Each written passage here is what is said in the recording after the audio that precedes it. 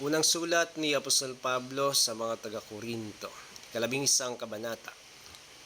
Tularan ninyo ako gaya ng pagtulad ko kay Kristo. Ipinagmamalaki ko kayo dahil naalala ninyo ako at sinusunod ninyo ang itinuturo ko sa inyo. Ngunit nais kong maunawaan ninyo na si Kristo ang nakakasakop sa bawat lalaki at ang lalaki nakakasakop sa kanyang asawa at ang Diyos naman ang nakakasakop kay Kristo. Ang lalaking nananalangin o nagpapahayag ng mensaheng mula sa Diyos ng may takip ang ulo ay nagdudulot ng kahihiyan sa nakakasakop sa kanya. Ang babae namang nananalangin o nagpapahayag ng mensaheng mula sa Diyos ng walang belo ay nagdudulot ng kahihiyan sa nakakasakop sa kanya. Para na rin siyang babaeng ahit ang ulo. Kung ayaw magbelo ng isang babae, magpaahit na siya ng buhok. Yamang kahiya-hiya sa babae magpaahit o magpagupit ng buhok, dapat siyang magbelo. Hindi dapat magbelo ang lalaki dahil siya'y larawan ng karangalan ng Diyos, ngunit ang babae karangalan ng lalaki. Sapagkat hindi mula sa babae ang lalaki, kundi ang babae ay nagmula sa lalaki. At hindi rin nilalang ang lalaki para sa babae, kundi ang babae ay nilalang para sa lalaki.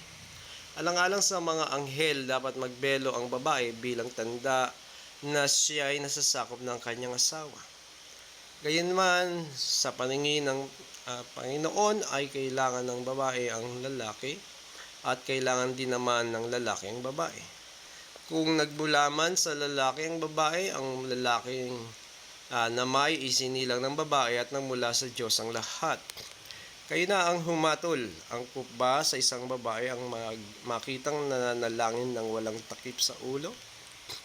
Hindi ba't kalikasan na rin ang tuturo sa inyo na kahiya-hiya sa isang lalaki ang magpahaba ng buhok? Ngunit karangalan naman ito ng babae, sapagkat ibinigay sa kanya ang buhok bilang pantakip sa kanyang ulo. Ngunit kung may gusto pang makipagtalo tungkol dito, wala akong masasabi kundi ito. Sa pagsamba, wala kaming ganoong kaugalian. Gayon din ang mga iglesia ng Diyos. Tungkol sa mga mabanggitin ko ngayon, hindi ko kayo maaaring pagmalaki dahil ang inyong pagtitipon ay hindi nakakabuti, subalit nakakasama. Una sa lahat, nabalitaan ko na kayo nagpapangkat-pangkat sa inyong pagtitipon at ako'y naniniwalang may katotohanan niyan. Kailangan ngang magkabukod-bukod kayo upang makilala kung sino-sino sa inyo ang mga tapat. Kaya't sa inyong pagtitipon, hindi banal na hapunan ng Panginoon ang kinakain ninyo, sapagkat ang bawat sa inyo ay nagmamadali sa pagkain ng kanyang buong baong pagkain, kaya't nagugutom ang iba at ang iba naman ay nalalasing. Wala ba kayong sariling bahay upang doon kumain at uminom? O hinahamak ninyo ang iglesia ng Diyos at inihiya ang mahihirap?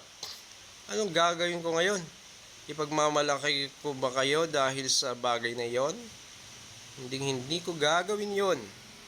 Ito ang katuroang tinanggap ko sa Panginoon at ibinigay ko naman sa inyo. Noong gabing siya'y pagkanulo, ang Panginoong Yesus ay dumampot ng tinapay. Nagpasalamat at pinagpira-piraso iyon at sinabi, "Ito ang aking katawan na inihandog para sa inyo. Gawin ninyo ito bilang pag-alala sa akin." Matapos maghapunan, dumampot din siya ng kopa at sinabi, "Ang kopang ito ay ang bagong tipan ng Diyos na pinagtibay ng aking dugo. Tuwing iinumin ninyo ito, gawin ninyo bilang pag-alala sa akin. Sapagkat tuwing kakain kayo ng tinapay na ito at iinom sa kopang ito, pinapahayag ninyo ang kamatayan ng Panginoon hanggang sa kanyang muling pagparito. Ang sinumang kumakain ng tinapay at umiinom sa kopa ng Panginoon sa paraang di nararapat ay nagkakasala sa katawan at dugo ng Panginoon. Kaya dapat siyasatin ng tao ang kanyang sarili bago siya kumain ng tinapay at uminom sa kopa. Sapagkat ang sino mang kumakain at umiinom ng hindi kinikilala ang kahalagahan na ang katawan ng Panginoon ay kumakain at umiinom ng kahatulan laban sa kanyang sarili. Yan ang dahilan kung bakit mahihina at masasakiti ng marami sa inyo at may ilan ngang namatay na. Kung sisiyasatin natin ang ating sarili, hindi tayo hahatulan ng Panginoon. Ngunit hinahatulan tayo ng Panginoon dahil tinutuwid niya tayo upang hindi tayo maparusahang kasama ng sanlibutan. Kaya nga mga kapatid, kapag nagkakatipon kayo upang kumain, maghintayan kayo. Kung may nagugutom, kumain na muna siya sa bahay upang hindi humantong sa hatol ng kaparusahan ang inyong pagtitipon. Tungkol naman sa ibang mga bagay, saka ko na ayusin pagdating ko riyan.